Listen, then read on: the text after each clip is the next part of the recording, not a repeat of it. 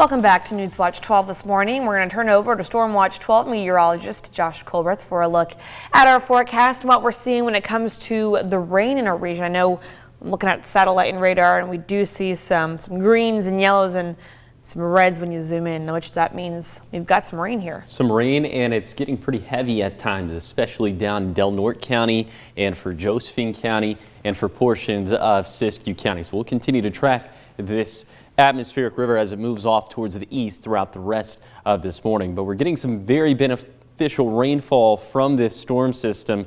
However, the caveat to this is that we have so many fresh burn scars in Del Norte County and western Siskiyou County. All that to say there's going to be the potential for flash flooding and for some debris flows. Let's go ahead and put all this into motion with Stormcast, and we'll stop this right around lunchtime. Pretty widespread wet weather at this point, except for some portions of Lake County, but even Lake County eventually will get in on the action as we head into the evening hours. And then the atmospheric river will exit stage right. After that, just a few showers left over, especially for the Cascades and along the coast. But then as we head into Friday, it'll be dry for the morning, but later in the day, here comes yet another round. It's going to be a lot of this over the next 7 days, as we're just going to have one storm system after another, which sometimes makes it difficult to give rainfall projections because there are so many storm systems and sometimes the lines can kind of get a little blurred. But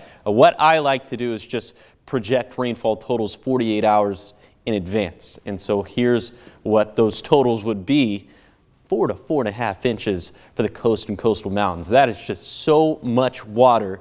Even up in the Cascades, we could get 1.5 to 2 inches. Maybe some portions of our west side valleys could get upwards of 1 inch. Definitely a lot less, though, for the Shasta Valley and for Klamath and Lake counties to the east of the Cascades.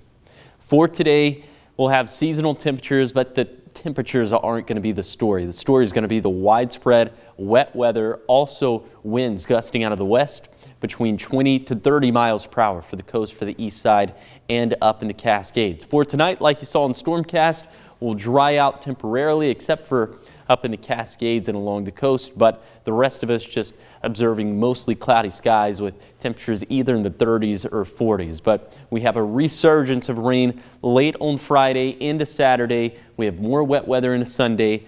Not good car washing weather out there at all, as this is really the story. Just a lot of active weather over the next 7 days, which is definitely what we need.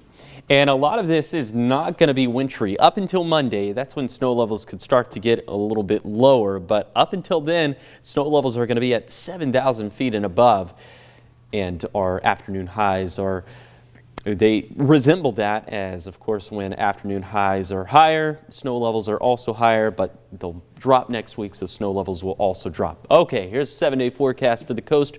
Rain and thunderstorms looking likely for today, and then for each of the days after that.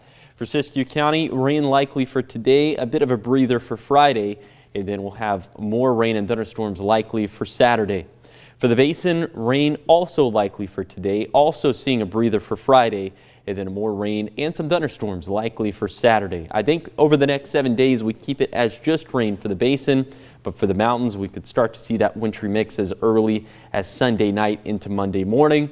Then for the Valley, widespread wet weather for today.